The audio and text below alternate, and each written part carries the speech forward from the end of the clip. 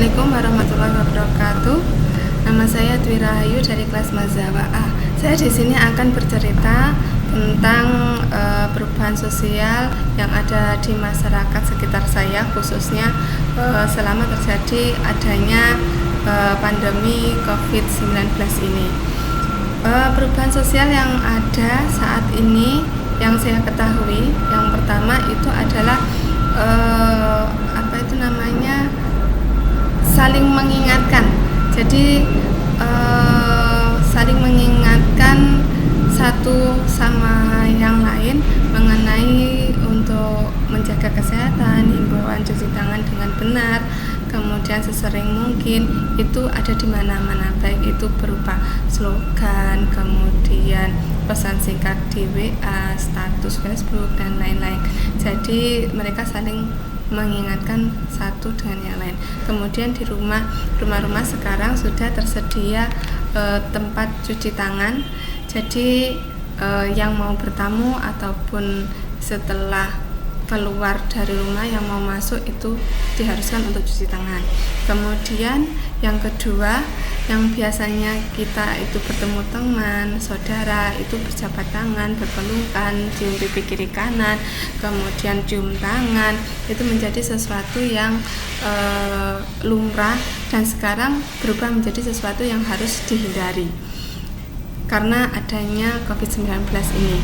Kemudian yang ketiga, yang biasanya pergi ke mal, tempat wisata, tempat ramai pada hari libur, sekarang menjadi sepi dan ditutup, dan itu juga dilarang karena himbauannya kita harus stay at home, di rumah saja. Kemudian yang keempat, tidak lagi ada acara keramaian seperti acara tontonan musik, resepsi pernikahan, kemudian seminar, pelatihan-pelatihan yang mengundang banyak orang, bahkan acara hajatan kenduren, kemudian jagung bayi, jenguk orang sakit di lingkungan RT pun sekarang dilarang ataupun disarankan untuk tidak dilakukan.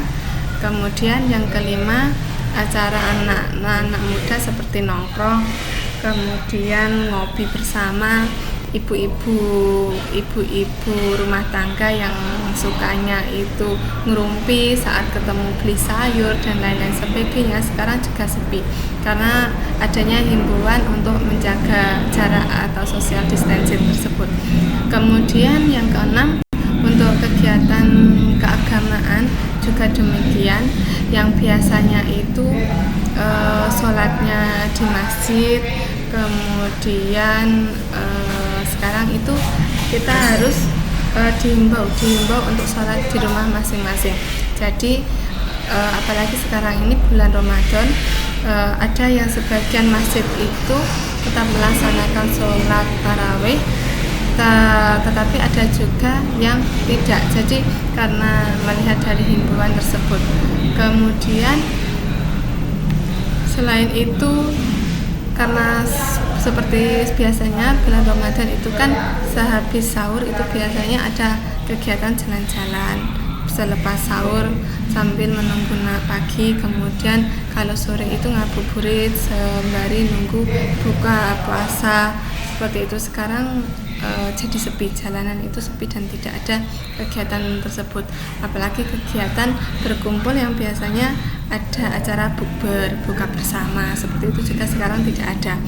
Kemudian yang terakhir itu yang saya lihat sekarang kan semua kegiatan belajar itu kan di sekolah diliburkan.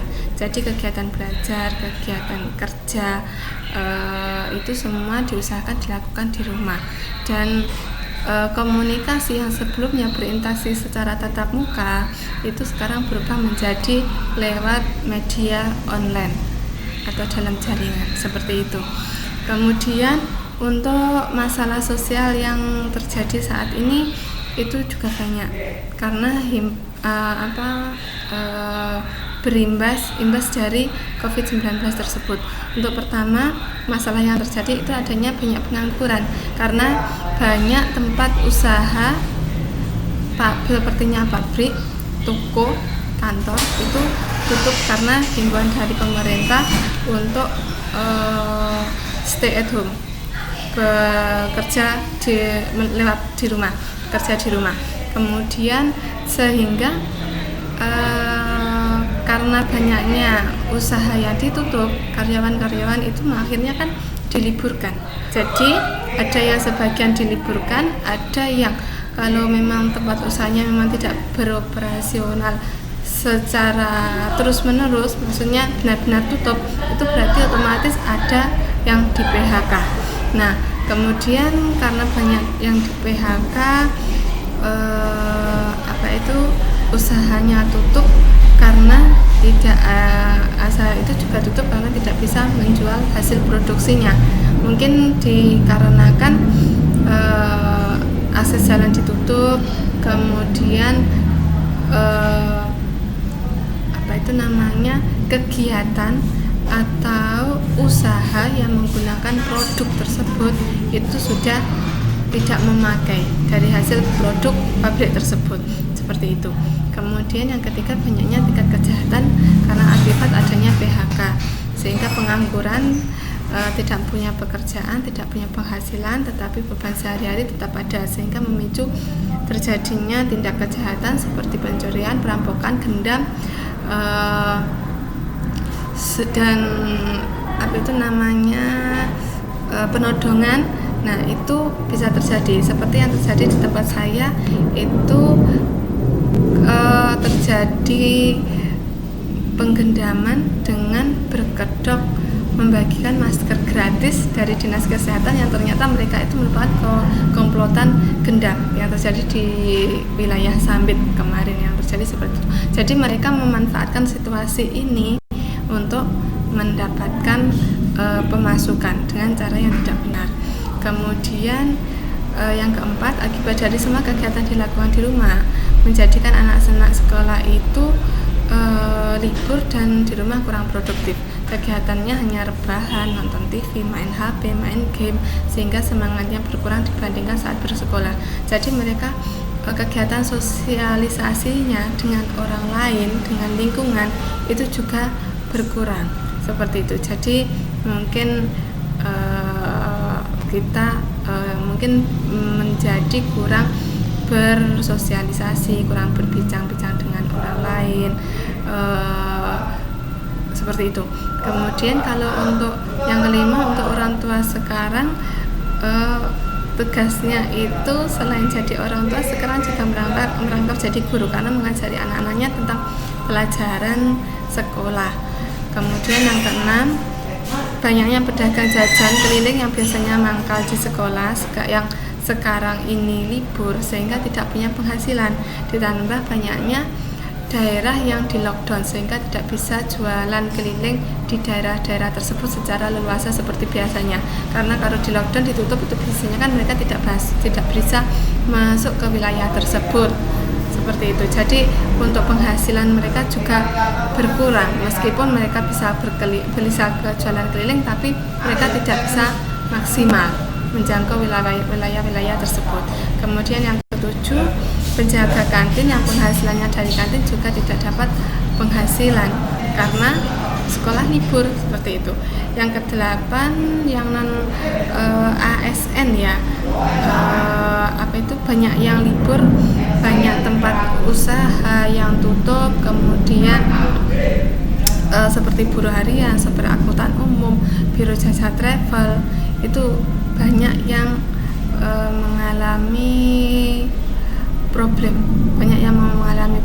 sehingga mereka keseharian sekarang ini tidak mempunyai pekerjaan yang tetap, tidak mempunyai penghasilan yang tetap, dengan beban biaya kehidupan sehari-hari yang tetap juga mengakibatkan mereka itu kurang dalam pendapatan, bahkan tidak ada pendapatan. Jadi seperti itu permasalahan sosial yang timbul di dalam masyarakat kita saat ini karena adanya COVID-19 ini. Selain ada permasalahan, kita juga bisa melihat adanya perubahan yang begitu signifikan mengenai hubungan sikap kepedulian sosial dalam masyarakat yang telah terlahir dari masalah-masalah sosial ini. Misalnya banyaknya kepedulian orang, instansi atau kemudian lembaga, lembaga juga individu itu misalnya banyak yang membagikan masker gratis, pembagian sembako gratis, kemudian penyemprotan penyemprotan disinfektan gratis di daerah-daerah lingkungan sekolah, tempat ibadah, kemudian di lingkungan masyarakat agar menjaga kesehatan. Jadi selain dari masalah-masalah yang timbul dari COVID-19 itu juga memicu meningkatkan kepedulian sosial kita terhadap masyarakat juga, seperti itu. Mungkin dari saya cukup sekian yang bisa saya sampaikan. Saya ucapkan terima kasih. Akhirnya wassalamualaikum warahmatullahi wabarakatuh.